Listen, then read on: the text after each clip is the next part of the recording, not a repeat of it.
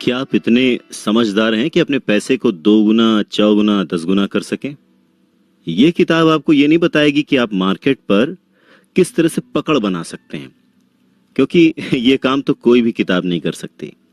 नमस्कार, मैं हूं अवधेश श्रीवास्तव और आज की जो चर्चा का विषय है वो है किताब द इंटेलिजेंट इन्वेस्टर, जिसे लिखा है बेंजामिन ग्राहम ने।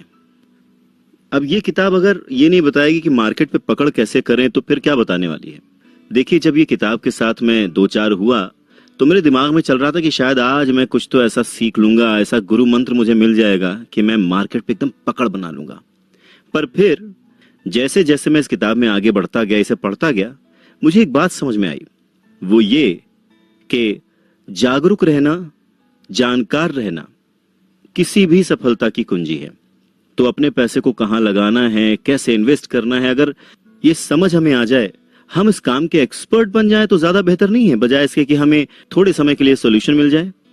जी हाँ, तो ये किताब हमारा दिमाग खोलती है, हमारी सोच बढ़ाती है अपने पैसों को लेकर और हमें सच में इंटेलिजेंट बनाती है। दूसरी जो सबसे इंपॉर्टेंट चीज है कि कोई भी किताब हमें सक्सेसफुल नहीं बनाती। आप सोच रहे होंगे, अरे ये कैसी बात कर दी आपने? जी हाँ, कोई भी किताब हमें सक्सेसफुल नहीं बनाती। हमें सक्सेसफुल बनाती है हमारी सोच, जो हम किसी भी किताब को पढ़कर समझते हैं, सीखते हैं, उसे अपने लाइफ में अप्लाई करते हैं, वो एग्जीक्यूशन, वो समझ। तो चलिए शुरू करते हैं आज की चर्चा द इंटेलिजेंट इन्वेस्टर पर। तो ये जो किताब है ये आपको 3 बहुत ही इंपॉर्टेंट पॉइंट सिखाएगी। ये आपको ये नहीं सिखाएगी कि आप मार्केट में, शेयर मार्केट या किसी भी इस तरह के इन्वेस्टमेंट मार्केट में पकड़ बना लेंगे, राजा बन जाएंगे, ऐसा कुछ नहीं करने वाली। पर हाँ, ये जो 3 बातें आपको सिखाएगी वो बहुत जरूरी हैं और बहुत काम की हैं। पहला, आप ऐसा क्या कर सकते हैं जिससे कि आपका प्रॉफिट दुगना तिगुना बढ़ सकता है।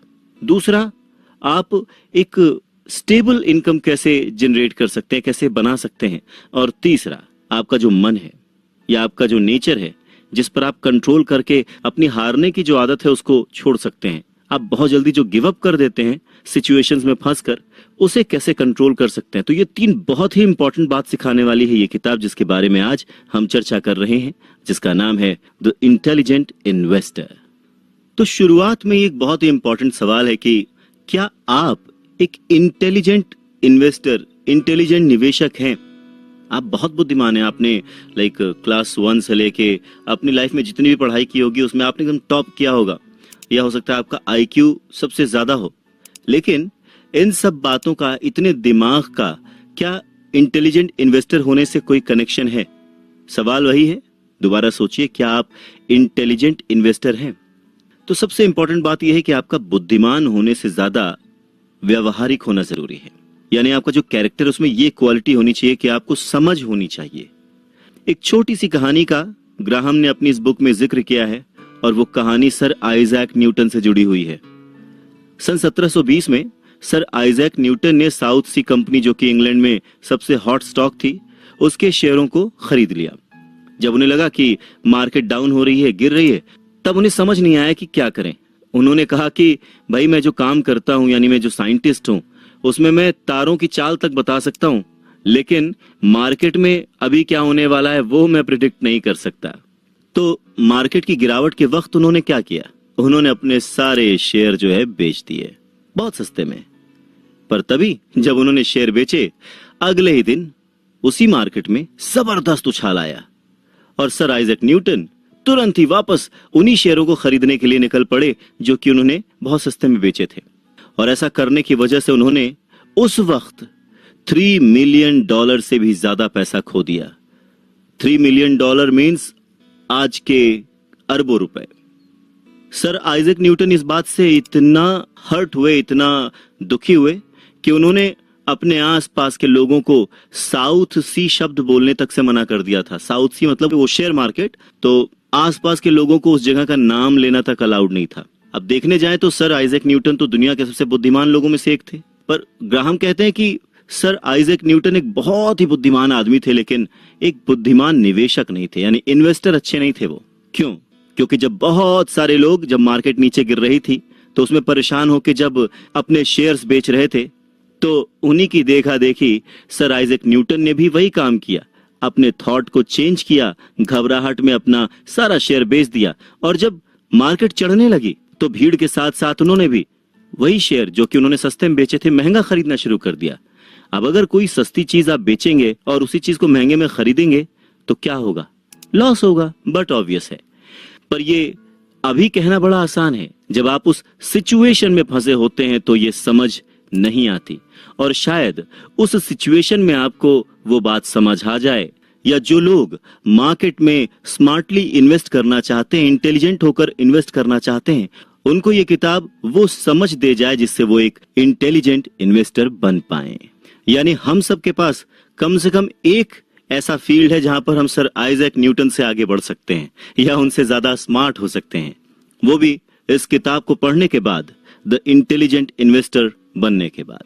तो आज की चर्चा जारी रखते हैं इसी किताब पर जिसका नाम है द इंटेलिजेंट इन्वेस्टर, जिसे लिखा है बेंजामिन ग्राहम ने।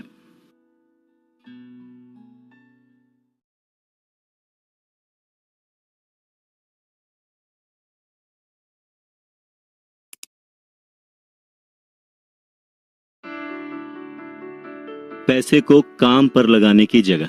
क्या आप चाहते हैं कि आपका पैसा आपके लिए काम करे? तो एक ऐसा प्लान है जहां पर पैसा आपके लिए काम कर सकता है। नमस्कार, मैं हूं अवधेश श्रीवास्तव और आज की चर्चा द इंटेलिजेंट इन्वेस्टर पर, जिसे लिखा है बेंजामिन ग्राहम ने। अच्छा, जैसे ही मैंने कहा कि एक ऐसी चीज जिसमें आपका पैसा आपके लिए पैसे कमाएगा, आपके कान तुरंत खड़े हो गए ना। ये जो छोटी छोटी ट्रिक्स होती हैं, इन्हें सुनकर हम एक्साइटेड हो जाते हैं। कभी भी हम अपनी सोच को, अपनी बुद्धि को, अपनी समझ को इस तरफ लगाना ही नहीं चाहते।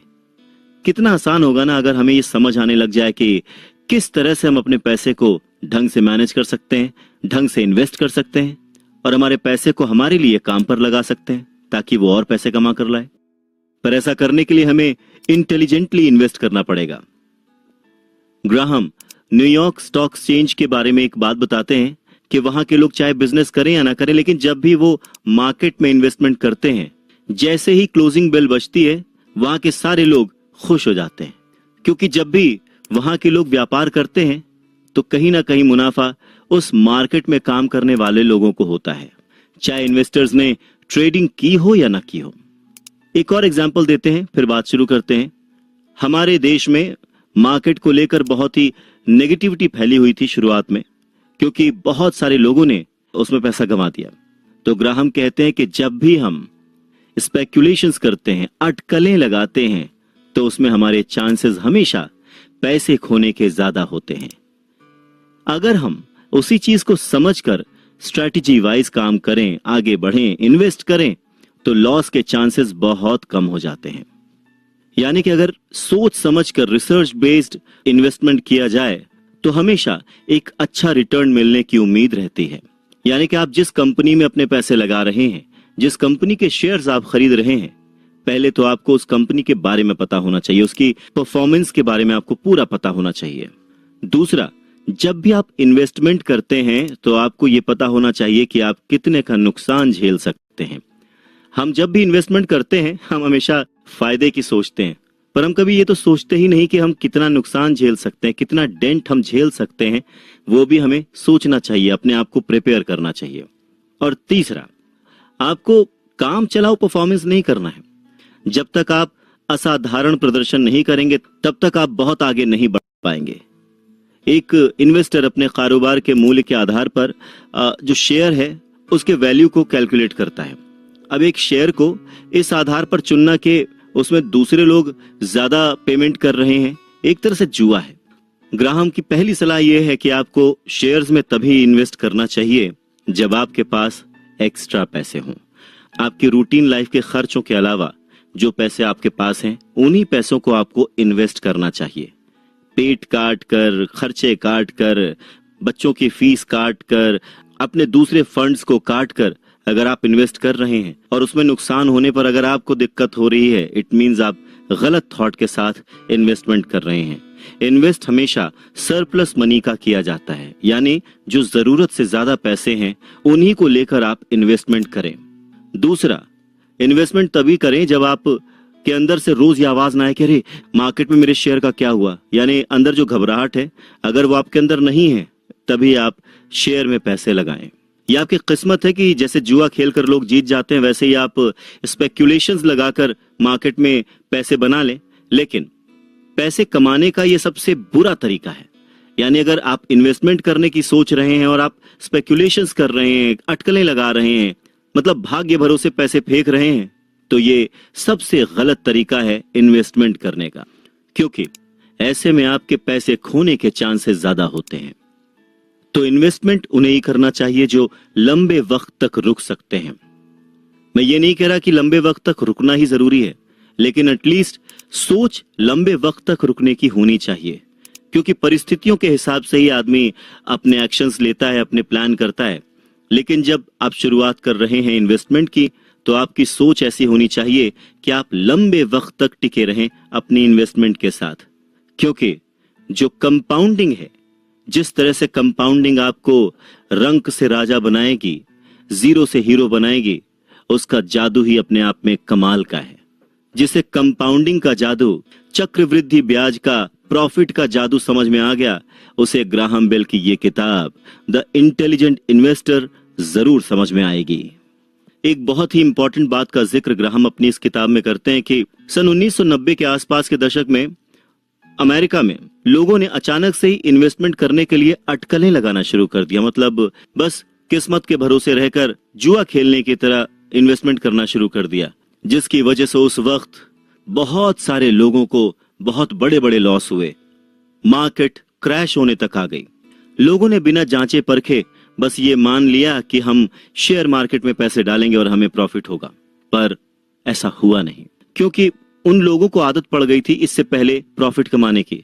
तो उन्होंने सोचना समझना बंद कर दिया, इवैल्यूएट करना बंद कर दिया था, उन्होंने रिसर्च करना बंद कर दिया था। बस उन्हें लगा ये ऐसी मशीन है जिसमें $1 डालो और कई डॉलर्स बाहर निकलेंगे, पर ऐसा था नहीं। मार्केट की समझ होना उस वक्त भी उतना ही जरूरी था जितना कि आज।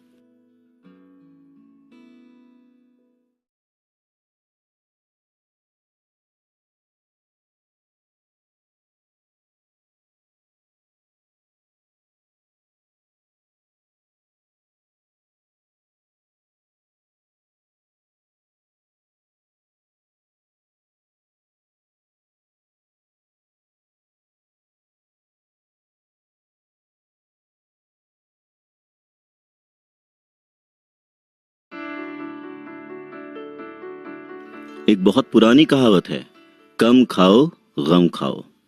नमस्कार, मैं हूं अवधेश श्रीवास्तव और आज हम चर्चा कर रहे हैं किताब द इंटेलिजेंट इन्वेस्टर पर, जिसे लिखा है बेंजामिन ग्राहम ने। वैसे जिंदगी में हम बहुत सारी चीजों के पीछे भागते रहते हैं, पर एक बेसिक अनसेड रूल हम हमेशा फॉलो करते हैं, और वो है अपनी सेफ्टी। इन्वेस्टमेंट के वक्त भी ग्राहम इसी बात को याद दिलाते हैं। वो एक एग्जाम्पल देते हैं। वो कहते हैं कि एक जगह पहुंचने के लिए दो अलग अलग जगहों से समान दूरी से लोग गाड़ी ड्राइव करके आ रहे हैं। एक आदमी वहां पर 2 घंटे में पहुंचता है और दूसरा आदमी तेज ड्राइव करके 1 घंटे में पहुंच जाता है। आप कहेंगे कि 1 घंटे वाला आदमी सही है। ठीक वैसे ही इन्वेस्टमेंट मार्केट में जल्दी प्रॉफिट कमाने वाला आदमी सही है। ग्राहम कहते हैं कि वो जो जल्दी उस मंजिल तक पहुंचा है, उसके साथ उसकी मौत का खतरा भी तो जुड़ा हुआ था। हम जितनी जल्दी तरक्की की राह में आगे बढ़ना चाहते हैं, उतने ही ज्यादा सेक्रीफाइसेस हमें करने पड़ते हैं। हम जितना ज्यादा प्रॉफिट की सोचते हैं, उतना ही ज्यादा रिस्क हमारे साथ जुड़ जाता है। ग्राहम कहते हैं कि ये समझदारी की बात नहीं है। एक कंसिस्टेंट इन्वेस्टर बनना हमेशा फायदेमंद होता है, जिसमें जान का खतरा नहीं होता। सिंपल शब्दों में कहें तो अपनी उसी इनकम को इन्वेस्ट करें जो कि आपके पास एक्स्ट्रा है। उसे प्लान वे में और लंबे वक्त के लिए इन्वेस्ट करें। आप जरूर फायदे में रहेंगे। इसका सबसे बड़ा कारण है कंपाउंडिंग की ताकत। अगर आप लंबे वक्त के लिए इन्वेस्टमेंट करते हैं तो आप अक्सर फायदे में रहते हैं। दूसरा, जल्दी अर्निंग के बारे में, ये जो इन्वेस्टमेंट मार्केट है, ये जो बाजार है, इसके बारे में ग्राहम कहते हैं कि कभी भी ऐसा कोई इन्वेस्टमेंट ना करें जिसके बारे में आपको पता ना हो। भ्रामक प्रचारों के ऊपर ना जाएं। अपनी बात को समझाने के लिए यहां पर ग्राहम दो पुराने विज्ञापनों का रेफरेंस लेते हैं जो कि उस वक्त चल रहे थे। पहला था एक ड्राइवर अपने मालिक को दिखाता है कि ये मेरा घर है। मालिक देखता है तो कहता है कि अच्छा, इस समुद्र के अंदर कहीं पर है। ड्राइवर कहता है नहीं, वो जो आप टापू देख रहे हैं वो। मालिक कहता है अरे वाह, ये तो एक टापू है। ड्राइवर कहता है नहीं, ये टापू नहीं, एक देश है। हिडन मैसेज ये था कि अगर आप इन्वेस्ट करते हैं शेयर मार्केट में तो आप इतना कमा सकते हैं कि आप एक देश खरीद सकते हैं। इसमें कुछ गलत भी नहीं है, पर जिस तरह से प्रचार किया जा रहा था उसमें एक बात तो साफ छिपी थी कि आम जनता जिसे कि इन्वेस्टमेंट का कुछ भी नहीं पता था, वो आंख मूंद कर शेयर बाजार में इन्वेस्ट कर रही थी और मुंह की खा रही थी। और कुछ चुनिंदा लोग जो कि सोच समझ कर इन्वेस्टमेंट कर रहे थे, वो इसी बात का फायदा उठा रहे थे।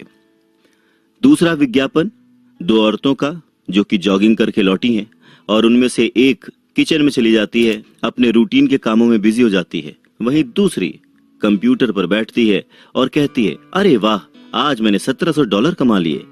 इनडायरेक्ट मैसेज ये था कि जो लोग शेयर बाजार में इन्वेस्ट करते हैं वो बैठे बिठाए पैसे कमाते हैं। बात गलत नहीं है, इन्वेस्टमेंट करेंगे तो आपका पैसा आपके लिए काम करेगा। उस वक्त के हिसाब से आम जनता को इन्वेस्टमेंट मार्केट के बारे में बताया ही नहीं गया और लोगों ने भी भीड़ चाल की वजह से कोई भी जांच नहीं की, कोई भी रूल नहीं फॉलो किया। बस क्योंकि मार्केट अच्छा कर रहा है तो चलो खरीद लो, और सबने खरीद लिया। और वही जैसे कि मार्केट हमेशा ऊपर नीचे होता है, मार्केट जब नीचे हुआ तो वही सारे लोग घबरा गए और उन्होंने अपने वो सारे शेयर्स बेच दिए। ये एक ऐसी गलती है जिसके बारे में वॉरेन बुफे भी कहते हैं कि इन्वेस्टमेंट का सबसे पहला रूल है कि जब सब बेचें तो आप खरीदिए और जब सब खरीदे तो आप बेचिए। पर यह रूल उस वक्त शायद कोई नहीं जानता था और बहुत सारा पैसा लोगों का डूब गया। तो ग्राहम कहते हैं कि धीरे चलिए, आराम से चलिए, प्लान करके चलिए, आप जरूर सक्सेसफुल होंगे, आप जरूर अमीर बनेंगे और आप जरूर एक अच्छे इन्वेस्टर बनेंगे। तो एक अच्छा इन्वेस्टर बनने के लिए ग्राहम ने कुछ पॉइंट्स बताए हैं जो कि इस तरह से हैं कि आपको कभी भी खुद को कंफ्यूज नहीं करना चाहिए कि आप स्पेकुलेट करें या अनुमान लगाएं कि कौन सा शेयर मार्केट में तेजी लाने वाला है, किस शेयर में मार्केट में तेजी आने वाली है। दूसरा, जब आप इन्वेस्टमेंट को गंभीरता से लेना शुरू करते हैं तो आप अटकलें न लगाएं, गेस न करें कि कौन सा शेयर अच्छा करेगा, प्रॉपर रीडिंग करें, प्रॉपर समझें। तीसरा, जो सबसे इंपॉर्टेंट भी है कि आपके पास जो पैसे हैं आपको उसको प्लान्ड वे में इन्वेस्ट करना पड़ेगा। आपको अपने आप को कंट्रोल में रखते हुए लालच किए बिना उतने ही पैसे लगाने होंगे जितना आपके पास एक्स्ट्रा हो। उतने ही पैसों से इन्वेस्टमेंट करें जितने का हिट, जितने का लॉस आप झेल सकते हैं। इसी बात को आगे बढ़ाते हुए ग्राहम कहते हैं और जो ये स्पेकुलेशन वाला खेल है यानी गेस वर्क वाला खेल है, उसके लिए अधिक से अधिक 10% आपकी कुल संपत्ति का ही इसमें डालें। यानी कि आप जो कुछ भी कमाते हैं, बहुत ज्यादा अगर आपको लगता है कि आप अनुमान लगा सकते हैं, गेस वर्क कर सकते हैं और आगे बढ़ सकते हैं, तो उसके लिए अपनी टोटल वेल्थ का 10% ही इसमें डालें। ग्राहम कहते हैं कि लालच इंसान का बेसिक गुण है, वो लालच करता है तभी आगे बढ़ता है। कुछ लोग उसी लालच की वजह से आगे बढ़ जाते हैं, कुछ बन जाते हैं, और कुछ लोग उसी लालच की वजह से डूब जाते हैं। यानी ये इंसानी फितरत का एक हिस्सा है लालच, और इसीलिए बहुत सारे लोगों को इसे रोकने के लिए, दबाने के लिए ज्ञान देना बेवकूफी होगी। हालांकि लालच करना बुरी चीज है, लेकिन आप सभी को लालच करने से मना नहीं कर सकते। पर हां, आप ये सुनिश्चित कर सकते हैं कि कितना पैसा आप उस लालच के लिए सेक्रीफाइस करें। यानी आपकी जो अनुमान लगाने की प्रवृत्ति है जिसमें आपको मजा आता है, उसके हिसाब से आप अपनी टोटल आय का, टोटल इनकम का, टोटल वेल्थ का 10% ही उसमें लगाएं, जिससे आप कम रिस्क पर सीख पाएंगे।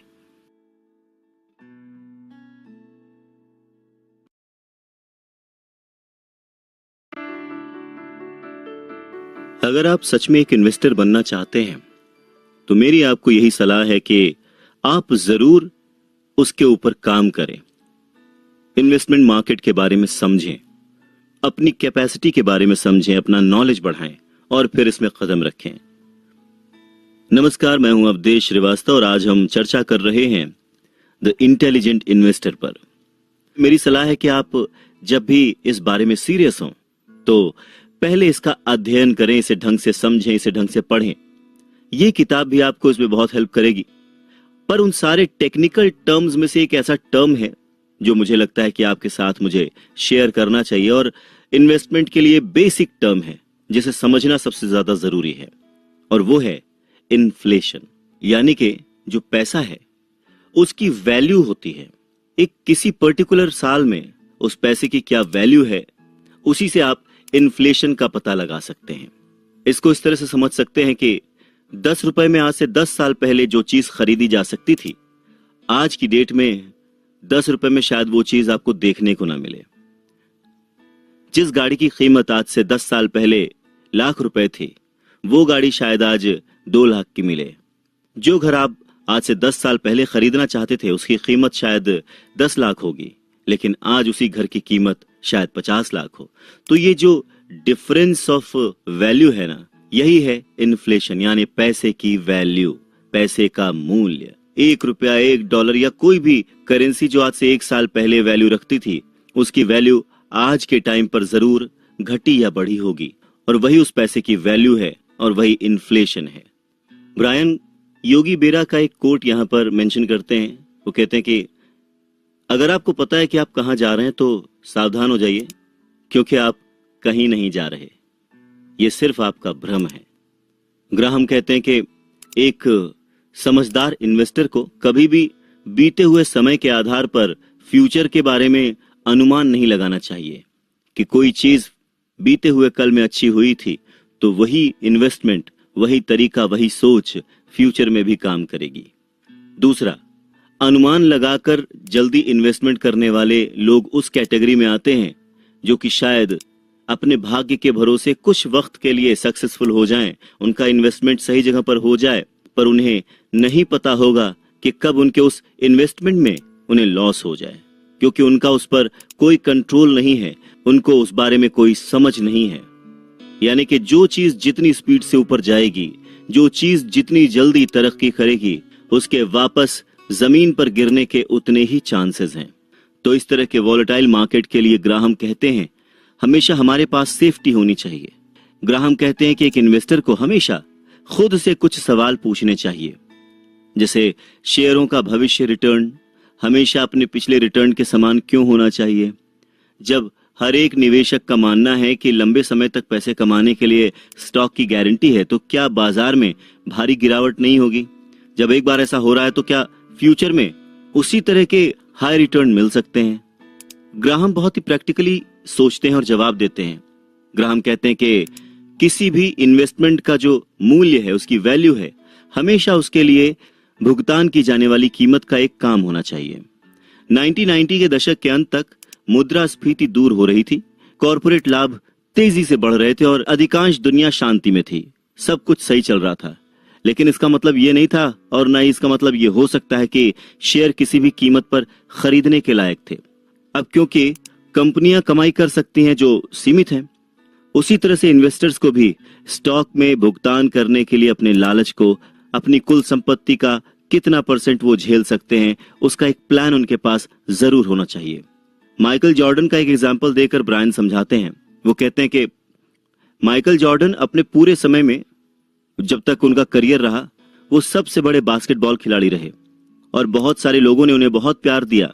जब भी उनके मैचेस होते थे, लोग भीड़ की तरह टूट पड़ते थे उनके मैचेस देखने के लिए, और इसके एवज में माइकल जॉर्डन को हर साल करीब $34 मिलियन का पेमेंट मिलता था। पर इसका मतलब ये नहीं कि उतना ही पैसा माइकल जॉर्डन की टीम को दिया जाए। ठीक उसी तरह से शेयर मार्केट में कोई एक पर्टिकुलर चीज, कोई एक पर्टिकुलर शेयर काम करता है, ना कि पूरी मार्केट। तो जब भी आप इन्वेस्टमेंट करें, आप किसके लिए पैसे खर्च कर रहे हैं, ये कॉल आपकी है, ये आपको देखना है, ये आपको समझना है। ग्राहम आगे कहते हैं कि जब शेयर मार्केट में कोई भी चीज स्थायी नहीं है, यहां तक कि इस फील्ड के जो विशेषज्ञ हैं वो भी फेल हो चुके हैं, तब भी क्यों जो इन्वेस्टर है इन्हीं पर विश्वास करता है। तो ग्राहम कहते हैं कि जिस तरफ सारे जा रहे हो उसके बारे में ध्यान से सोचें, अपने भविष्य के बारे में ध्यान से सोचें, क्योंकि शेयर बाजार का प्रदर्शन 3 ही रीजंस पर डिपेंड करता है। पहला, वास्तविक विकास यानी कि कंपनियों की कमाई और उनका जो हर साल का प्रॉफिट है वो उसमें वृद्धि। दूसरा, मुद्रास्फीति की वृद्धि यानी कि जो हमारी इकोनॉमी है, अर्थव्यवस्था है, उसमें कीमतों की सामान्य बढ़ोतरी हो, बहुत तेज शूट अप ना हो रेट। तीसरा, सट्टा वृद्धि या गिरावट, निवेश के लिए, इन्वेस्टमेंट के लिए जनता की भूख में कोई वृद्धि या कमी। इन 3 ही फैक्टर्स पर शेयर बाजार चलता है। ग्राहम कहते हैं कि जब आप अनुमान लगाते हैं, ऐसा करते समय आप केवल एक ही चीज पर भरोसा कर सकते हैं कि आप शायद गलत हो जाएंगे। इकलौता सच यही है जो हमें अतीत सिखाता है, हमारा बीता हुआ कल सिखाता है, और वो ये कि भविष्य हमेशा हमें आश्चर्यचकित करेगा, यानी कुछ न कुछ सरप्राइजेस हमारे फ्यूचर में छुपे ही होंगे। और बाजार कभी भी किसी का सगा नहीं होगा, हमेशा उन लोगों को सरप्राइज करेगा जो लोग ये माने बैठे हैं कि उन्हें तो सब पता है। भविष्य में हर इंसान जिसे लगता है कि उसे सब कुछ पता है वो गलत साबित हो सकता है। तो हर तरह से आपको अपनी अपेक्षाओं को, अपने लालच को कम करना चाहिए, लेकिन ध्यान रखें कि अपने इमोशंस को निराश ना होने दें। जो इंटेलिजेंट इन्वेस्टर है उसके लिए आशा हमेशा एक सबसे इंपॉर्टेंट रोल पैदा करती है। जो कॉन्फिडेंस है, जो उम्मीद है, वो हमेशा एक इंपॉर्टेंट रोल निभाती है। वित्तीय बाजारों में भविष्य में जितना बुरा दिखता है वो उतना ही बेहतर भी हो सकता है। एक बार किसी ने ब्रिटिश उपन्यासकार और निबंधकार जी.के. चेस्टरटन को बताया कि धन्य है वो जो कुछ भी उम्मीद नहीं करता, क्योंकि वो निराश नहीं होगा। यानी जिसे कोई उम्मीद ही नहीं है उसे हताश होने की क्या जरूरत। पर ब्रायन के शब्दों में शायद वो कोट एक बार फिर से सोचा जा सकता है और उसे इस तरह से समझा जा सकता है कि वो इंसान बेहतर है और धन्य है जो कभी कोई उम्मीद नहीं करता, कोई लालच नहीं करता, क्योंकि उसे हर एक चीज का आनंद प्राप्त होगा, वो हर एक चीज का मजा उठाएगा।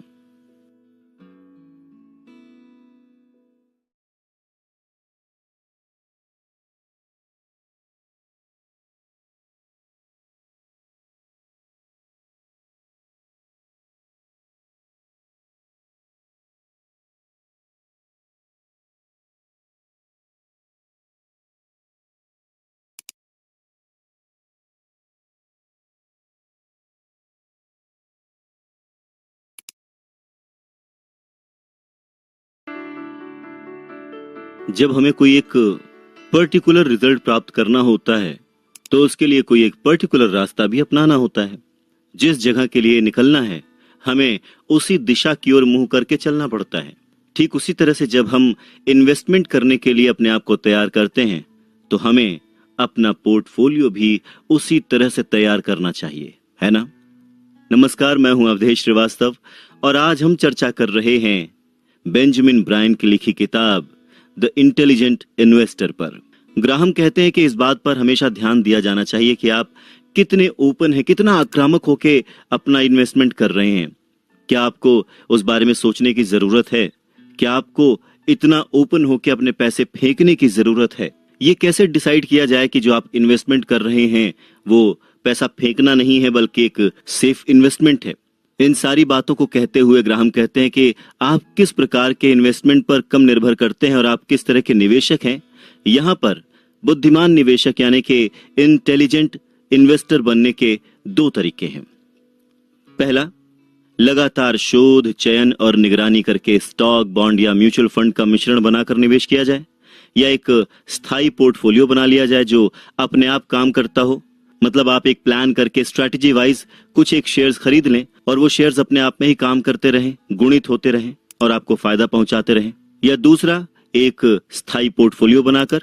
तो ग्राहम का जो पहला थॉट है वो सक्रिय या उद्यमी है, मतलब उसमें आपको लगे रहना पड़ेगा, वो आपका टाइम लेगा, आपको उस पर काम करना पड़ेगा। जो दूसरी स्ट्रैटेजी है जो कि ऑटो पायलट पर चलती है, जो रक्षात्मक है, निष्क्रिय है, वो आपका कम समय लेती है और जब बाजार शेकी हो जाता है, ऊपर नीचे होता है, उस वक्त इस तरह की स्ट्रैटेजी में आपको रुके रहने की जरूरत होती है लंबे वक्त तक। इन्वेस्टमेंट एक्सपर्ट के रूप में चार्ल्स एलिस ने कहा कि एक उद्यमी दृष्टिकोण फिजिकल है, यानी कि पहला तरीका जिसमें आपको लगे रहना पड़ता है, वो फिजिकली बहुत डिमांडिंग है। आपको उसमें अपना सब कुछ झोंक देना पड़ता है, अपना पूरा अटेंशन, अपना पूरा टाइम। जबकि जो सेकंड थॉट है, जिसमें ज्यादा प्रॉफिट नहीं है पर वो सेफ है और वो आपसे लंबे समय की मांग करता है, इमोशनली आपका जो पैसा लगा हुआ है वो आपसे इमोशनली सपोर्ट की मांग करता है, मतलब लंबे समय तक आपको उसके साथ रहना पड़ता है। अगर आपके पास एक्स्ट्रा समय है तो एक बहुत ही ज्यादा कॉम्पिटिटिव खेल प्रशंसक की तरह सोचें कि आपको आपके विरोधी ने, आपके ओपोनेंट ने एक जटिल बौद्धिक चुनौती दी है, एक पहेली बूझी है। अब आपका दिमाग एक्टिव होकर उसके सोल्यूशन के बारे में सोचना शुरू कर देगा। अगर आप भागते हैं इससे, आप चाहते हैं कि ये जल्दी सुलझ जाए, तो फिर आपको पैसे के बारे में नहीं सोचना चाहिए। यानी अगर आप जल्दबाज नेचर के इंसान हैं, यानी कि अगर आप जल्द घबरा जाते हैं, आप पैसे की उलझन को सुलझाने के बजाय एक सिंपल इन्वेस्टमेंट चाहते हैं, देन जो पहला तरीका है जिसमें आपको अपना टाइम, अपना एफर्ट, अपना फोकस रखना होता है, वो आपके लिए नहीं है। इसके विपरीत आपको सिंपल और सेफ इन्वेस्टमेंट में जाना चाहिए। अच्छा, कुछ लोग जो हैं वो दोनों तरीकों को जोड़ करके कंफर्टेबल फील करते हैं। वो एक ऐसा पोर्टफोलियो बनाते हैं जिसमें दोनों का ही मिक्सचर होता है। यानी कुछ शेयर्स ऐसे होते हैं जिसमें वो अपना एफर्ट डालते हैं, चेक करते रहते हैं, साथ ही साथ वो कुछ इन्वेस्टमेंट ऐसी करते हैं जो कि अपने आप काम करती है ऑटो पायलट मोड पर, उसमें उनको बहुत ध्यान देने की जरूरत नहीं होती है। दोनों ही थॉट प्रोसेस जो है एक जैसे हैं, मतलब इक्वली इंटेलिजेंट हैं। इसमें या तो आप सक्सेसफुल होंगे या फिर नहीं होंगे। लेकिन अगर आप सही चुनने के बारे में कंप्लीटली नॉलेजेबल हैं, जानकारी रखते हैं, तो आप अपने पूरे इन्वेस्टमेंट करियर में उन इन्वेस्टमेंट पर भरोसा करें जिन्हें आपने सोच समझकर चुना है, और इमोशनल होकर बाजार की चाल को देखकर घबराएं नहीं, अपने उन शेयर्स को बेचें नहीं, अपने उन इन्वेस्टमेंट्स को खत्म ना करें। एक्टिव और इनएक्टिव जो इन्वेस्टर्स होते हैं उसके बीच ग्राहम इन दोनों ही तरह के पोर्टफोलियोज और इन दोनों ही तरह की सोच वाले लोगों के बारे में कहते हैं कि इनसिक्योरिटी दोनों के अंदर होती है, और इन्वेस्टमेंट का पूरा खेल ही इसी विचार पर है कि आप कितनी देर तक टिके रह सकते हैं, किस इन्वेस्टमेंट के साथ टिके रह सकते हैं, और अपने शेयर को बेचने या खरीदने का सही समय क्या है। क्या आप ये बात जानते हैं? ब्रायन कहते हैं कि एक रक्षात्मक निवेशक यानी कि सेफ इन्वेस्टर किस तरह से शुरू करता है। वो सबसे पहले सबसे बुनियादी निर्णय लेता है। वो ये डिसाइड करता है कि शेयरों में कितना रखा जाए और बॉन्ड और कैश में कितना रखा जाए। यानी कि एक ही जगह पर अपनी सारी इन्वेस्टमेंट करने के बजाय जो टोटल जमा पूंजी है उसका कितना परसेंट शेयर्स में डाला जाए, कितना परसेंट बॉन्ड में रखा जाए और कितना परसेंट कैश रखा जाए। स्टॉक और बॉन्ड के बीच अपनी संपत्ति को इन्वेस्ट करने के तरीके के बारे में ग्राहम की ये जो चर्चा है, इसमें सबसे असामान्य बात यह है कि इसमें कहीं भी उम्र का उल्लेख नहीं है, मतलब उम्र को कहीं भी नहीं डिस्कस किया गया है। हालांकि ये बहुत ही इंपॉर्टेंट फैक्टर है। ये जो वक्त के साथ साथ जो नॉलेज हासिल किया गया है, इसके खिलाफ दृढ़ता से उनकी सलाह ये बताती है कि ये माना जाता है कि आपको इन्वेस्टमेंट में कितना जोखिम लेना चाहिए। ये इस बात पर निर्भर करता है कि आप कितने साल के हैं, यानी आपको अपनी उम्र के हिसाब से जोखिम लेना चाहिए। इसका थंब रूल है कि 100 से आपकी उम्र घटाने से बाकी बची संख्या के बराबर प्रतिशत में स्टॉक व बाकी प्रतिशत में अपनी संपत्ति का निवेश बॉन्ड आदि में करना चाहिए। सिंप्लीफाई करते हैं इसको, और यानी कि एक 28 साल के आदमी को अपने पैसे का 72% स्टॉक में रखना चाहिए। 81 साल के आदमी को केवल 1 से 9% स्टॉक में रखना चाहिए। बाकी सबकी तरह ही 90s में ये जो थॉट था ये बहुत आम था। ईयर 2000 में एक बहुत ही फेमस किताब में एक तर्क दिया गया था कि अगर आप 30 साल से कम उम्र के हैं तो आपको अपने पैसे का 95% स्टॉक में इन्वेस्ट करना चाहिए, भले ही आपके पास जोखिम के लिए कुछ भी ना बचा हो। जब तक आप इस सलाह के समर्थकों को अपने IQ से 100 घटाने की इजाजत नहीं देते हैं तो आपको ये बताने में सक्षम होना चाहिए कि यहाँ कुछ तो गड़बड़ है। मतलब आपको ये सेंस कर लेना चाहिए कि इस थॉट में कुछ तो गड़बड़ी है। आपकी एज के हिसाब से क्यों डिसाइड करना चाहिए कि आप कितना जोखिम ले सकते हैं? देखिए, एक 89 इयर्स के आदमी को $3 मिलियन के साथ एक परफेक्ट कंप्लीट पेंशन और अपने आने वाली जो जनरेशन है उनके लिए ज्यादातर पैसे को बॉन्ड में इन्वेस्ट करने की सलाह दी जाती है। क्या ये मूर्खता नहीं है? उसके पास पहले से ही बहुत सारी इनकम है, बहुत सारा पैसा है, और जब वो इंसान जाने वाला होगा तो बाय डिफॉल्ट उसकी आने वाली जो जनरेशन्स हैं वो पहले से ही उन सारे शेयर्स की मालिक होगी।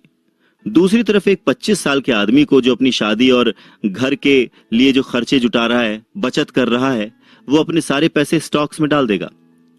यदि शेयर बाजार एक बड़ा गोता लगा लेता है, मतलब डूब जाता है, तो उसके पास उसके खर्चे वाले हिस्से को कवर करने के लिए कुछ बचेगा ही नहीं। इससे भी कोई फर्क नहीं पड़ता कि आप कितने जवान हैं, कितने युवा हैं, या आपके पास कितनी एज बची है।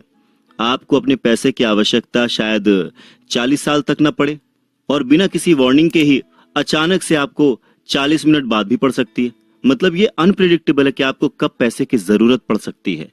आप अपना काम खो सकते हैं, तलाक ले सकते हैं, कुछ भी हो सकता है। मतलब कुछ भी वर्स्ट से वर्स्ट चीज आपके साथ हो सकती है जिसके लिए आपको पैसे की जरूरत पड़ सकती है। और अगर आपने ऐसे में अपनी सारी इनकम इन्वेस्ट कर रखी है तो आपके पास क्या बचेगा?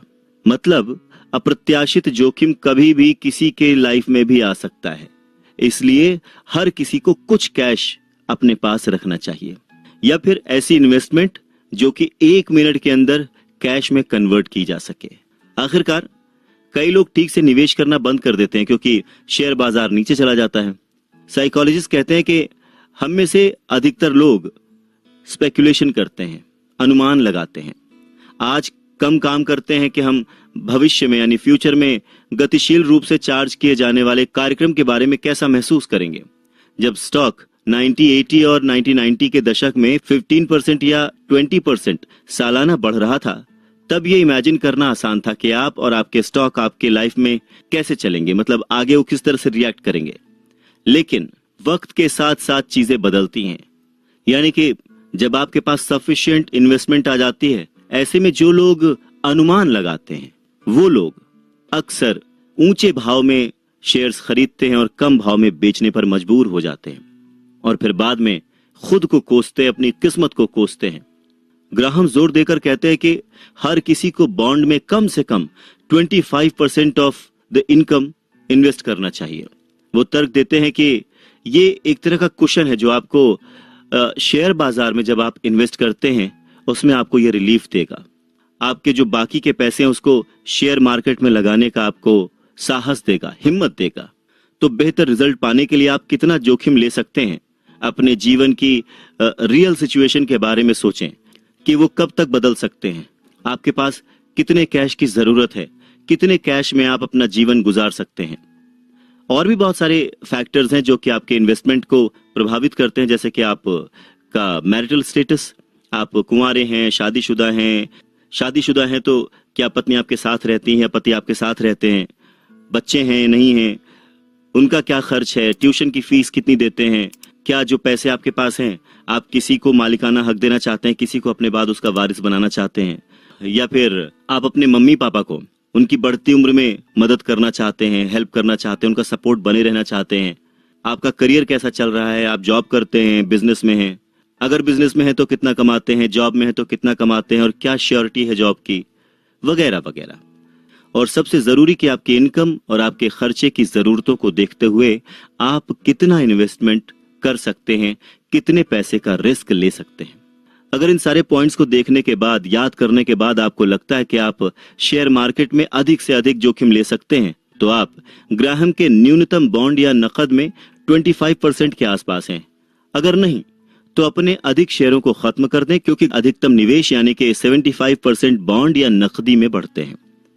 एक बार जब आप अपना टारगेट डिसाइड कर लेते हैं तो उसे केवल अपनी विशेष जीवन परिस्थितियों में ही बदलें, यानी कि जब तक जरूरत ना हो तब तक उन्हें न छुएं।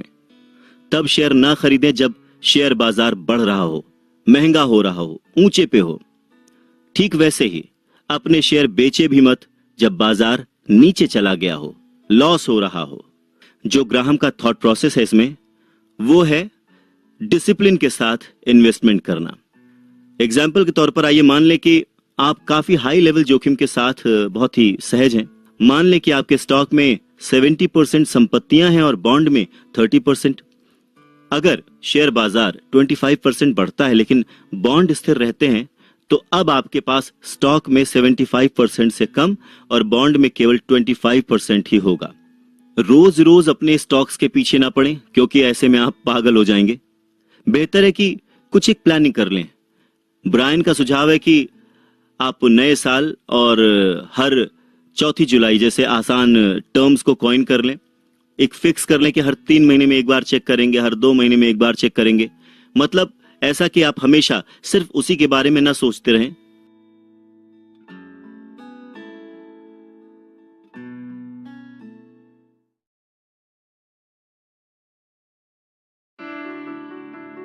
भाई जब शेयर मार्केट में इतना ही पैसा है तो हम अपना 100% इन्वेस्टमेंट उसमें क्यों ना करें। नमस्कार, मैं हूं अवधेश श्रीवास्तव और आज हम चर्चा कर रहे हैं बेंजामिन ग्राहम की लिखी किताब द इंटेलिजेंट इन्वेस्टर पर। एक बहुत ही जेन्युइन सा सवाल है जो कि कोई भी सोच सकता है कि भाई जब शेयर बाजार में इतना फायदा हो सकता है तो हम 100% इन्वेस्टमेंट उसमें क्यों ना करें, अपनी इनकम का कुछ हिस्सा क्यों करें। ग्राहम इस बारे में कहते हैं, सलाह देते हैं कि स्टॉक में अपनी कुल संपत्ति का 75% से ज्यादा इन्वेस्ट नहीं करना चाहिए। लेकिन ऐसा क्यों? ग्राहम कहते हैं कि क्या आपके सारे पैसे शेयर बाजार में हर किसी के लिए उपलब्ध हैं? इन्वेस्टर्स की एक छोटी सी संख्या के लिए, एक छोटे से ग्रुप के लिए 100% स्टॉक पोर्टफोलियो समझ में आ सकता है और ये उन्हीं लोगों के लिए ठीक हो सकता है जिन लोगों ने ये सारे काम किए हों। कौन कौन से? अगर आपने कम से कम अपने परिवार के लिए 1 साल का खर्चा सुरक्षित रखा हुआ है, या फिर आप आने वाले कम से कम 20 सालों तक लगातार निवेश करने वाले हैं, इन्वेस्ट करने वाले हैं, या फिर आप ईयर 2000 में जो क्राइसिस हुई थी शेयर मार्केट में उससे बच गए हैं, या फिर आपने उस दौरान अपने शेयर नहीं बेचे, या फिर आपने उसी दौरान यानी कि साल 2000 में जब शेयर मार्केट डूब रही थी तब बहुत सारे शेयर्स खरीद लिए हों। तो जब तक आप पूरी ऑनेस्टी से इन सारे पॉइंटर्स को कंसिडर नहीं कर लेते तब तक आपको अपने सारे पैसे शेयर बाजार में नहीं डालने चाहिए। एक सर्टेन अमाउंट, एक सर्टेन परसेंटेज पर ही खेलना चाहिए। ग्राहम अपने दिनों की बात करते हैं कि उस वक्त बॉन्ड निवेशकों को, बॉन्ड इन्वेस्टर्स को 2 बेसिक ऑप्शंस का सामना करना पड़ता था।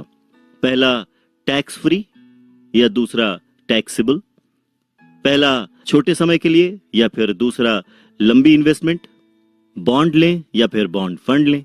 तो इस पर आगे कहते हुए ब्रायन बताते हैं कि जब तक कि आप सबसे कम टैक्स ब्रैकेट में ना हो, आपको अपने पेंशन खाते के बाहर केवल कर मुक्त बॉन्ड खरीदना चाहिए। मतलब ऐसा कोई बॉन्ड ना लें जिसमें आपको टैक्स देना पड़े, वरना क्या होगा कि आपकी बॉन्ड की आय का बहुत सारा पैसा टैक्स में चला जाएगा। दूसरा, कम समय के लिए लें या ज्यादा समय के लिए। तो अगर ब्याज दरें बढ़ती यानी टैक्स बढ़ता है तो बॉन्ड की कीमतें गिरती हैं। हालांकि जो छोटे समय का बॉन्ड होता है वो थोड़े दिन में निपट जाता है। दूसरी तरफ अगर ब्याज की दरें गिरती हैं तो बॉन्ड की कीमतें बढ़ती हैं और दीर्घकालिक बॉन्ड छोटे से बेहतर प्रदर्शन करता है। इस चीज को आप छोटे टर्म और लंबे टर्म के बॉन्ड्स को कंपेयर करके जान सकते हैं, समझ सकते हैं। बॉन्ड फंड जो है वो हर मंथ के इन्वेस्टमेंट के हिसाब से आपको मिल सकते हैं, सस्ते होते हैं और इसमें वैरायटी भी होती है जिससे आप अपने कमीशन के भुगतान के बिना मौजूदा दरों पर सीधे फंड में फिर से निवेश कर सकते हैं।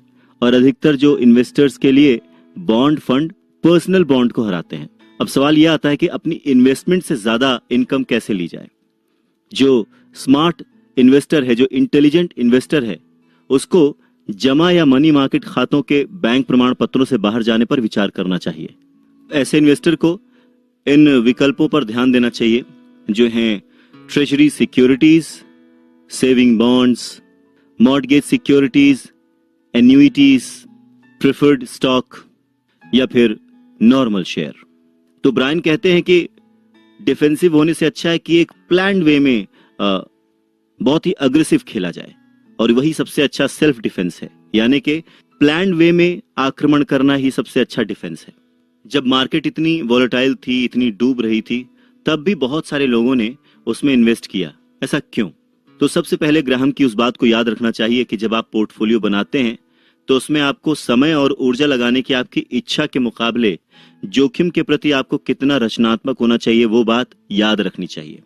और अगर आप इन्वेस्टमेंट में सही तरीके को अपनाते हैं तो स्टॉक में निवेश करना और आपके पैसे को बॉन्ड और नकदी में पार्किंग करना कितना आसान है। सन 2000 के शुरू में होने वाले शेयर बाजार में यदि आपने लॉस उठाया है और यदि बदले में आपको ये लगता है कि अब आप कभी भी स्टॉक में इन्वेस्ट नहीं करेंगे, तो एक पुरानी स्ट्रैटेजी कहती है कि दूध से जला छाछ भी फूंक कर पीता है। क्योंकि सन 2000 और 2002 की जो इतनी बुरी स्थिति थी स्टॉक मार्केट की, उसमें बहुत सारे लोग दिवालिया हो गए।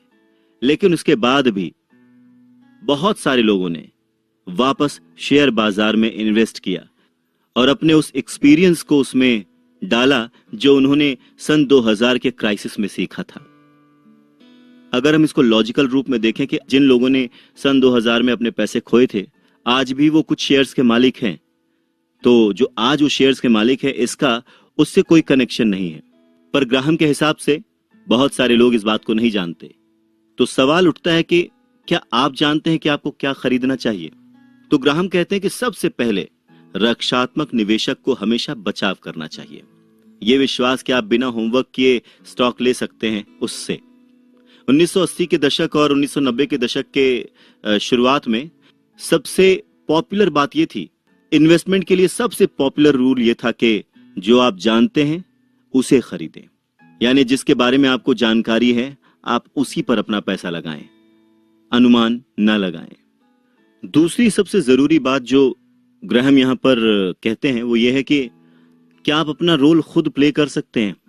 यानी कि जब आप शेयर मार्केट में उतरते हैं तो क्या खरीद फरोख्त आप खुद कर सकते हैं? ग्राहम का सजेशन है इसे खुद करें। अगर आपके पास स्टॉक खरीदने के लिए बहुत कम पैसा है तो भी आप ऑनलाइन ब्रोकरेज के माध्यम से स्टॉक खरीद सकते हैं। ऑनलाइन स्टॉक वेबसाइट्स उपलब्ध कराए गए हजारों शेयर्स की प्रत्येक पीरियाडिक खरीद पर केवल कुछ 1% चार्ज करती हैं। आप हर हफ्ते या हर महीने निवेश कर सकते हैं, इन्वेस्ट कर सकते हैं और अपने प्रॉफिट को फिर से इन्वेस्ट कर सकते हैं। यहां तक कि आपके बैंक के खाते से इलेक्ट्रॉनिक डेबिट क्रेडिट है या अपने पे चेक से सीधे खाते से स्टॉक में अपने पैसे को जमा कर सकते हैं। जबकि जो ब्रोकर है वो आपको शेयर खरीदना है नहीं खरीदना है इसके भी पैसे चार्ज करता है। पारंपरिक जो ब्रोकर्स हैं या म्यूचुअल फंड्स के विपरीत जो आपको एक बड़े से सर्टेन अमाउंट के बिना खाता तक नहीं खोलते, वहीं इस तरह की ऑनलाइन फर्म्स के पास जीरो बैलेंस पर आप अपना ट्रेडिंग अकाउंट खोल सकते हैं और वो उन इन्वेस्टर्स के लिए तैयार हैं जो ऑटो पायलट पर अपना पोर्टफोलियो बनाना चाहते हैं। अगली बात कि आप जारी करने वाली कंपनियों से सीधे पर्सनली स्टॉक खरीद सकते हैं। 1994 में US securities and exchange commission ने इस चीज को अलाउ कर दिया था कि आप सीधे कंपनियों से शेयर्स खरीद सकते हैं, जिस पर पिछले कई सालों से रोक लगी हुई थी। और सैकड़ों कंपनियों ने इंटरनेट पर अपने प्रोग्राम्स चलाए जिसमें उन्होंने सीधे लोगों को इनवाइट किया और ब्रोकरेज के बिना शेयर खरीदने की पेशकश की। कंपनीज अक्सर तरह तरह के इन्वेस्टमेंट उसमें कराती हैं और उसके अगेंस्ट कुछ एक चार्ज भी करती हैं, लेकिन वो कितना भी चार्ज करे पर वो जो रेगुलर ब्रोकर है उससे तो सस्ता ही होता है।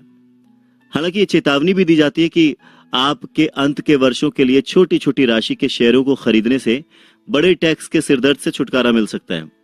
तो अगर आप अपनी खरीद के स्थायी और व्यापक रूप से विस्तृत रिकॉर्ड रखने के लिए तैयार नहीं है, मतलब आप अपना डेटा बनाने के लिए तैयार नहीं है, तो सबसे पहले आप खरीदारी ना करें और केवल एक स्टॉक में निवेश ना करें, या फिर कह सकते हैं कि आप किसी भी स्टॉक में इन्वेस्ट ना करें।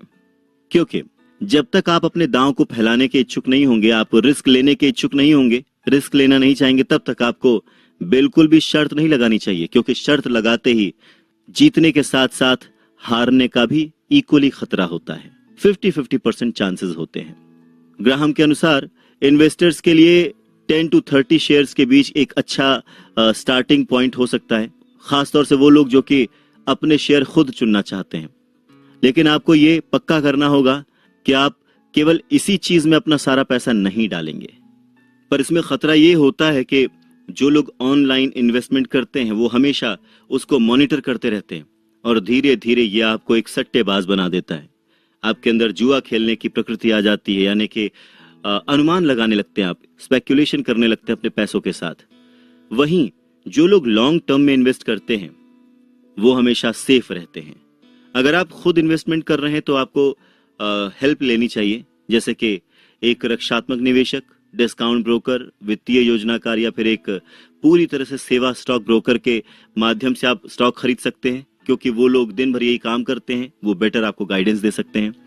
डिस्काउंट ब्रोकरेज पर आपको स्टॉक पिकिंग का अधिकांश काम खुद करना होता है। दूसरी तरफ अगर आप समय नहीं दे सकते हैं या खुद के लिए ब्याज नहीं कमा सकते हैं तो फिर किसी को स्टॉक या म्यूचुअल फंड खरीदने के लिए अपॉइंट कर दीजिए। उसमें शर्म की कोई बात नहीं है, ऐसे लोगों की आपको हेल्प लेनी चाहिए। लेकिन आपके लिए एक जिम्मेदारी भी है कि आप उसे कभी भी डेलीगेट ना करें। ये केवल आप और आप ही कर सकते हैं कि क्या आपका सलाहकार भरोसेमंद है। सबसे पहले एक भरोसेमंद सलाहकार ढूंढें और फिर उसको कोई काम डेलीगेट ना करें, उसे अपने ज्ञान के हिसाब से, अपने नॉलेज के हिसाब से काम करने दें। अब जब आपने ये काम कर लिया तो एक चीज और ध्यान देने की जरूरत है, आपको म्यूचुअल फंड बढ़ाने की जरूरत है, क्योंकि म्यूचुअल फंड एक रक्षात्मक निवेशक के लिए अपने स्वयं के संपूर्ण पोर्टफोलियो पर निगरानी के बिना स्टॉक ओनरशिप का एक सबसे अच्छा तरीका है। तो अपने पोर्टफोलियो के स्टॉक को नियमित रूप से संभालने के लिए कम पैसे पर आप एक पेशेवर चुनकर यह सुविधा पा सकते हैं, क्योंकि इसमें फायदा यह है कि इंडेक्स पोर्टफोलियो या फिर म्यूचुअल फंड पर बहुत ज्यादा समय इन्वेस्ट करने की जरूरत नहीं होती, इन्हें रोज चेक करने की जरूरत नहीं होती है। और सबसे जरूरी बात यह कि अपने इन्वेस्टमेंट साइकिल को कभी ना तोड़ें, यानी कि जो आपने एक्स्ट्रा अपने पैसों का प्लान बना रखा है कि हर 3 महीने में, 6 महीने में या साल में जो आप इन्वेस्ट करेंगे उसे आप कभी ना तोड़ें, चाहे मार्केट की हालत कैसी भी हो। पर हाँ, सोच समझकर प्लान करके वो सर्टेन अमाउंट आप इन्वेस्ट जरूर करें, जिससे आपका इन्वेस्टमेंट प्रोसेस चलता रहेगा।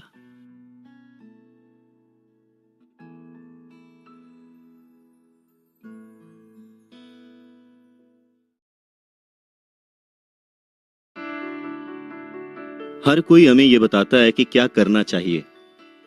क्या कोई ऐसा भी है जो हमें यह बताए कि क्या नहीं करना चाहिए?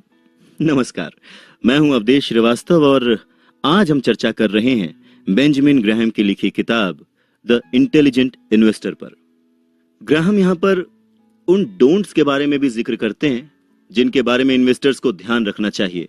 हाई रिटर्न बॉन्ड, जिन्हें ग्राहम सेकेंड ग्रेड या लोअर ग्रेड कहते हैं और आज इसे जंक बॉन्ड कहा जाता है, अपने दिन में ये डिफॉल्ट निवेश के जोखिम को दूर करने के लिए एक व्यक्तिगत निवेशक के लिए बहुत महंगा और बोझिल था। आज हालांकि 130 से अधिक म्यूचुअल फंड जंक बॉन्ड में विशेषज्ञ हैं। ये फंड कार्ट लोड द्वारा जंक खरीदते हैं, वो दर्जनों अलग अलग बॉन्ड्स रखते हैं। ये विविधता की कठिनाई के बारे में ग्राहम की शिकायतों को कम करता है।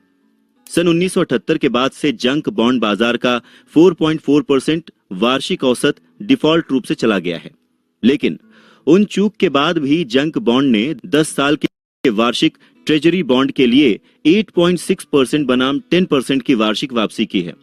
दुर्भाग्यवश अधिकांश जंक बॉन्ड फंड उच्च शुल्क लेते हैं और आपके निवेश की मूल राशि को संरक्षित करने का खराब काम करते हैं। यदि आप सेवानिवृत्त हो जाते हैं तो एक जंक फूड उपयुक्त हो सकता है जो आपके पेंशन की पूरक के लिए अतिरिक्त मासिक आय की तलाश कर रहे हैं और मूल्य में अस्थायी टंबल सहन कर सकते हैं। यदि आप किसी बैंक या अन्य वित्तीय कंपनी में काम करते हैं तो ब्याज दरों में तेज वृद्धि आपके रेज को सीमित कर सकती है या यहां तक कि आपकी नौकरी की सुरक्षा को भी खतरे में डाल सकती है। इसलिए एक जंक फंड जो कि ब्याज दरों में वृद्धि के दौरान अन्य बॉन्ड फंडों से बेहतर प्रदर्शन करता है, उसके रूप में समझ में आता है। आपके 401 में एक प्रतिद्वंदी है, एक जंक बॉन्ड फंड। हालांकि बुद्धिमान निवेशक के लिए ये केवल एक मामूली विकल्प दायित्व नहीं है। ग्राहम ने जंक बॉन्ड की तुलना में विदेशी बॉन्ड को बेहतर शर्त नहीं माना। आज हालांकि विदेशी बॉन्ड के एक किस्म में निवेशकों के लिए कुछ अपील हो सकती है जो बहुत सारे जोखिम का सामना कर सकते हैं। लगभग 1 दर्जन mutual fund Brazil, Mexico, Nigeria, रूस और वेनेजुएला जैसे उभरते बाजार देशों में जारी बॉन्ड में विशेषज्ञ हैं।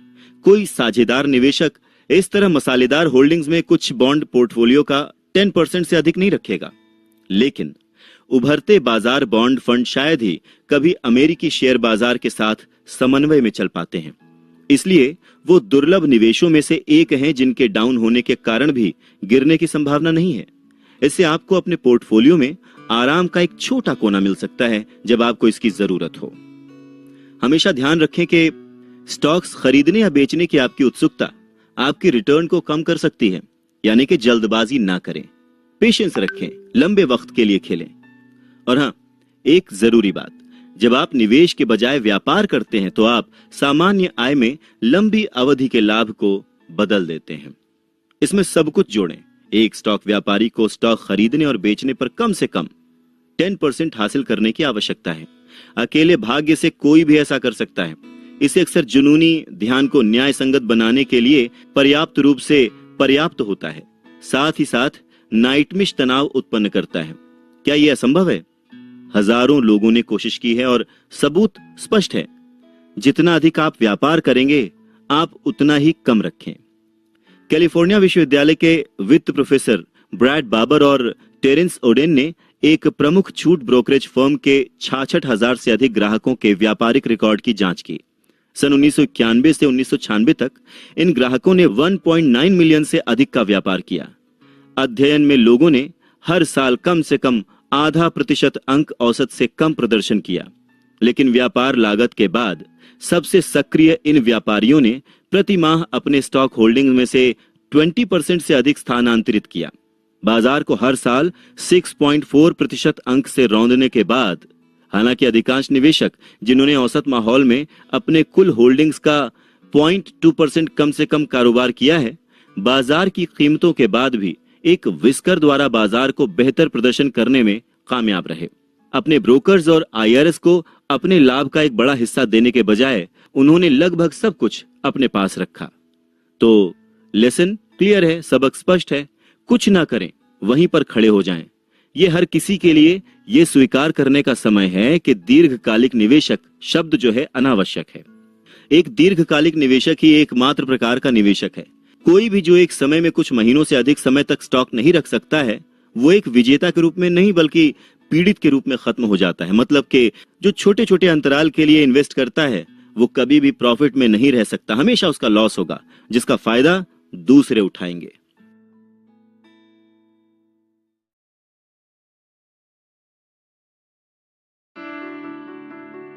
बुलंदियों पे पहुंचना कमाल नहीं है, बुलंदियों पे पहुंचना कमाल नहीं, बुलंदियों पे ठहरना कमाल होता है। नमस्कार, मैं हूं अवधेश श्रीवास्तव और आज की चर्चा का विषय है द इंटेलिजेंट इन्वेस्टर, एक किताब जिसे लिखा है बेंजामिन ग्राहम ने। एक अच्छा भाग्य बनाने के लिए बहुत ही सावधानी की आवश्यकता होती है, बहुत ही संभाल कर लिखना पड़ता अपना भाग्य। पर जब आप वो चाहा हुआ भाग्य पा लेते हैं, जैसा आप बनना चाहते हैं वैसा बन जाते हैं, तो उसे बनाए रखने के लिए आपको उससे 10 गुना ज्यादा बुद्धि की आवश्यकता होती है, समझ की आवश्यकता होती है। ब्रायन कहते हैं कि टाइमिंग कुछ भी नहीं है। एक आदर्श दुनिया में एक बुद्धिमान निवेशक केवल तभी स्टॉक खरीदेगा जब वो सस्ते होंगे, और जब वो ओवरराइड हो जाएंगे तो उन्हें बेच देगा। फिर बॉन्ड और नकदी के बंकर को छेड़ने का प्रयास करेंगे जब तक कि स्टॉक फिर से खरीदने लायक सस्ता ना हो जाए। सन 1966 से सन 2001 के अंत तक एक अध्ययन में यह दावा किया गया था कि स्टॉक में लगातार $1 के निवेश को रखने से ये $11.71 का हो गया था। लेकिन अगर आपने प्रत्येक वर्ष के 5 सबसे बुरे दिनों से पहले अपने स्टॉक से इसे बाहर निकाल लिया था, तो आपका मूल $1 $987.12 हो गया होता। सबसे जादुई बाजार विचारों की तरह यह हाथ की सफाई पर आधारित है। वास्तव में आप कैसे बुरे दिन आने से पहले पता लगा सकते हैं कि कौन से दिन सबसे बुरे दिन होंगे। यानी अगर आप ये पता लगा पाएं कि मार्केट कब कब नीचे जाने वाली है, तो जाहिर सी बात है आप अनगिनत अनलिमिटेड पैसे कमा सकते हैं, प्रॉफिट कमा सकते हैं। 7 जनवरी सन 1973 को न्यूयॉर्क टाइम्स ने देश के शीर्ष वित्तीय पूर्व अनुमानकर्ताओं में से एक के साथ एक इंटरव्यू दिखाया, जिसने निवेशकों से बिना किसी हिचकिचाहट के शेयर खरीदने का आग्रह किया। यह बहुत ही दुर्लभ बात है कि आप इस घोषणा को सुनने के बाद भी अयोग्य हो सकते हैं।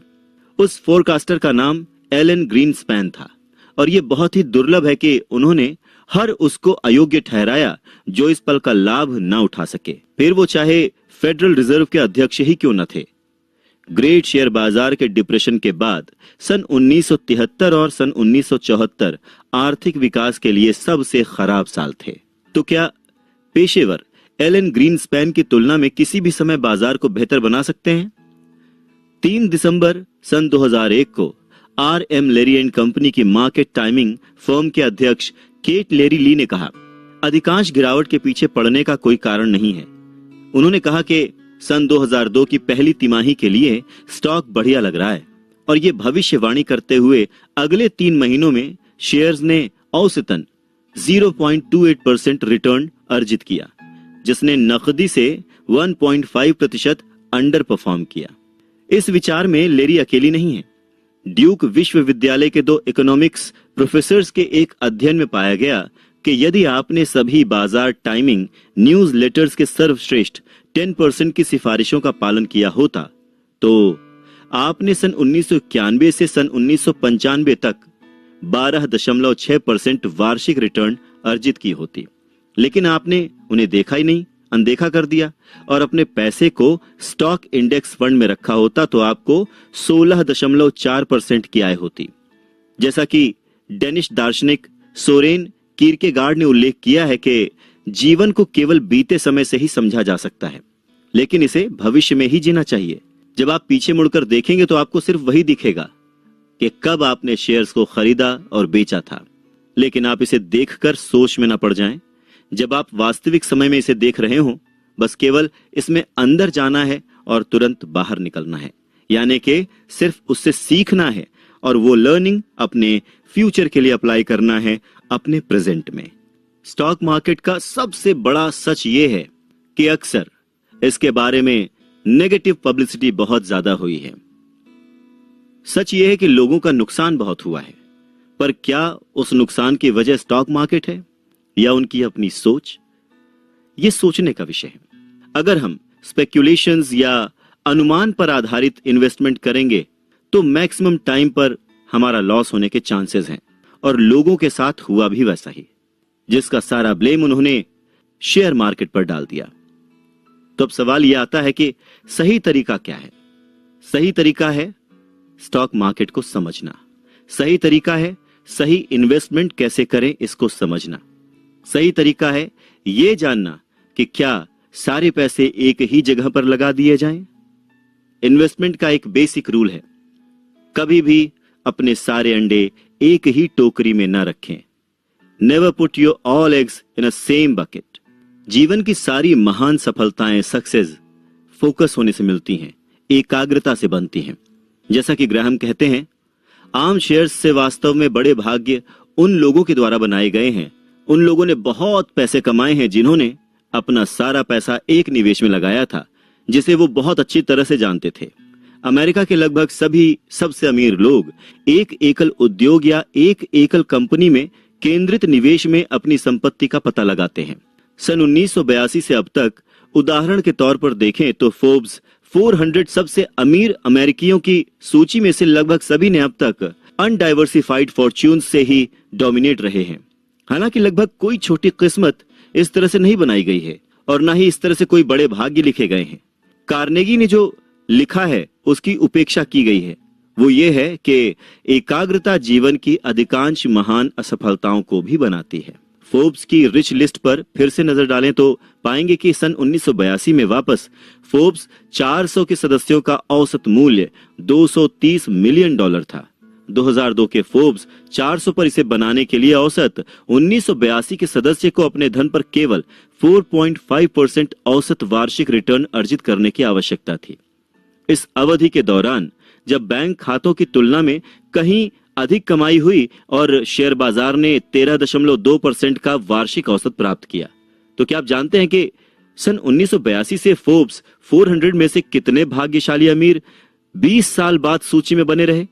मूल सदस्यों में से केवल 64, और 2002 की सूची में अभी भी 16% हैं जो अपने सभी अंडे एक टोकरी में ही रखे हुए हैं, जो उन्हें पहली बार सूची में मिल गए थे, जैसे तेल, गैस या कंप्यूटर जैसे उद्योगों में। जो हार्डवेयर या बुनियादी निर्माण या अन्य सभी मूल सदस्य इनसे दूर हो गए। जब कठिन समय हिट होता है तो इन लोगों में से कोई भी लगभग सभी बड़े लाभों के बावजूद जो बहुत सारा धन ला सकते हैं, उन्हें ठीक से तैयार किए गए हैं। वो केवल खड़े होकर क्रंच कर सकते थे और लगातार बदलती अर्थव्यवस्था के कारण क्रंच पर खड़े रह सकते हैं। वैसे तो इन्वेस्टमेंट मार्केट में हमेशा ये कहा जाता है कि never put your all eggs in a same bucket, लेकिन शेयर मार्केट के लिए बेंजामिन ग्राहम कहते हैं कि आपको किसी एक शेयर पर जिसके बारे में आप सबसे ज्यादा और सटीक जानते हो उस पर ही इन्वेस्ट करना चाहिए।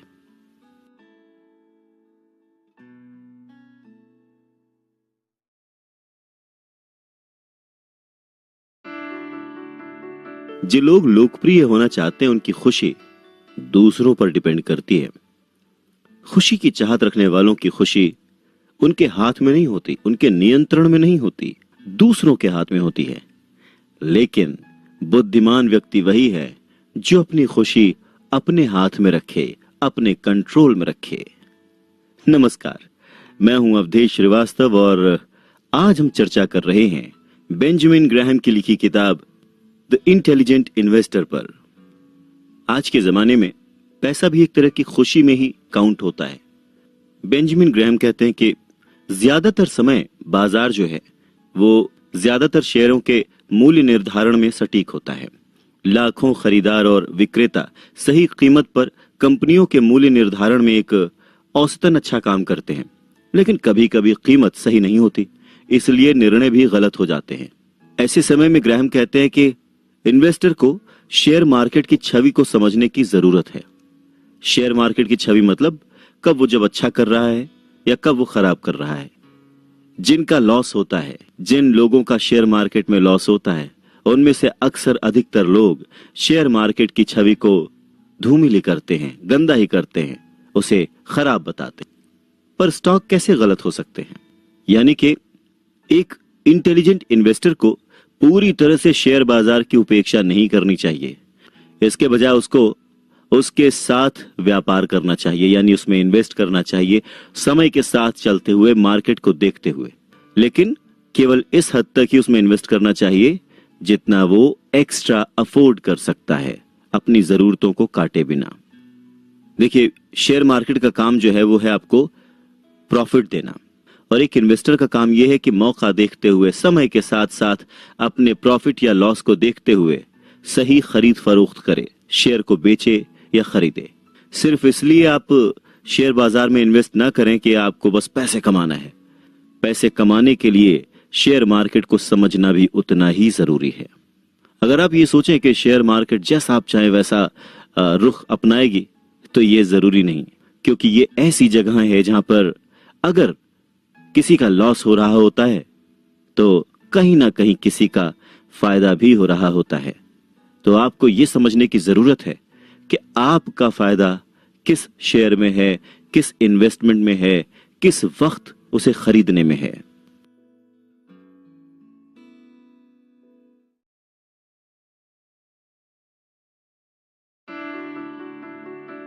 इस दुनिया में हर कोई इन्वेस्टर है। अब आप पूछेंगे कैसे? देखिए, कोई पैसे इन्वेस्ट करता है, कोई वक्त इन्वेस्ट करता है, कोई किसी को जॉब देता है और उसके टैलेंट पे इन्वेस्ट करता है। तो कुल मिलाकर हम सारे के सारे इन्वेस्टर हैं। नमस्कार, मैं हूं अवधेश श्रीवास्तव और आज हम चर्चा कर रहे हैं बेंजामिन ग्राहम की लिखी किताब द इंटेलिजेंट इन्वेस्टर पर।